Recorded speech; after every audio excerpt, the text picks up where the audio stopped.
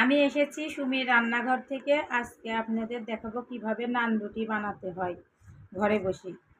আপনারা ঘরে বসে বানিয়ে নিতে পারেন অনেক সুন্দর নান রুটি। আর দেরি না করেই ভিডিওটি শুরু করুন। 4 কাপ ময়দা দেব। আপনারা চাইলে আটাও দিতে পারেন ময়দার পরিবর্তে।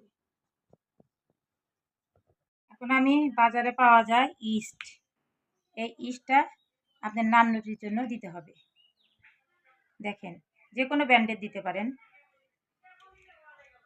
2 চামচ, চা চামচের 2 চামচ ইস্ট দিতে হবে 4 কাপ ময়দার জন্য।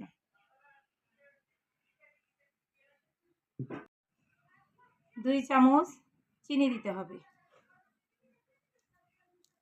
এখন আমি 2 চা চামচ তেল দিতে হবে। চাইলে না আপনারা ঘিও দিতে পারেন। এখন আমি এটা মাখিয়ে রাখবো, নেড়ে চেড়ে মাখাবো, মাখিয়ে নেব। 1 কাপ দুধ আর 1 কাপ পানি একসাথে গরম করে কুসুম কুসুম গরম করে নিতে হবে।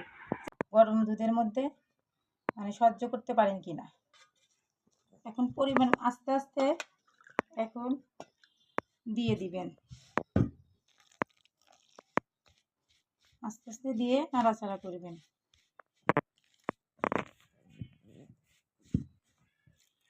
আস্তে আস্তে দিয়ে নাড়াচাড়া করবেন।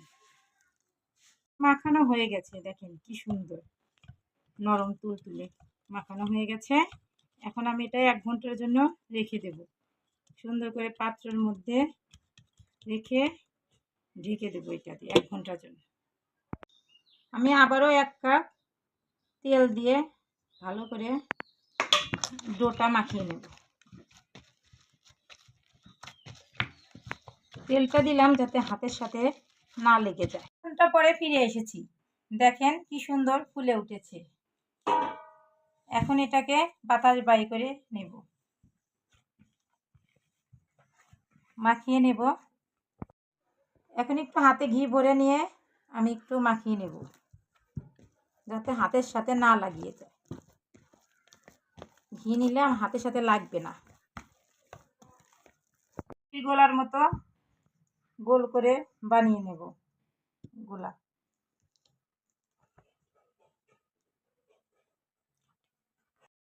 আমার 4 কাপ ময়দা দিয়ে 7টা নান রুটির গোলা হয়েছে, দেখেন।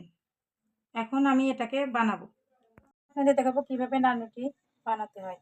প্রথমে গোল করে এখন বেলুনি পিঠার উপর রাখবো, একটু ময়দা দেব, দিয়ে বেলে নেব।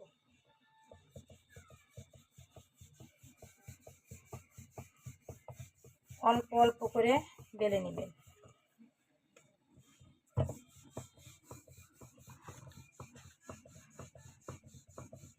বেশি মোটাও করবেন না, বেশি পাতলাও না।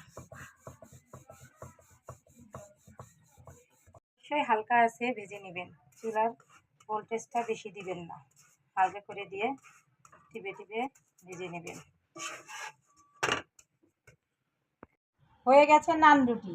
এখন আমি এতে একটু ঘি মাখিয়ে নেব ব্রাশ দিয়ে, ব্রাশের সাহায্যে। দেখেন কি সুন্দর ফুলেছে আর সফট হয়েছে, কি সুন্দর খেতে, দারুণ মজা। আছে আমার নান রুটি, বাড়িতে বসে বানিয়ে নিতে পারেন নান রুটি।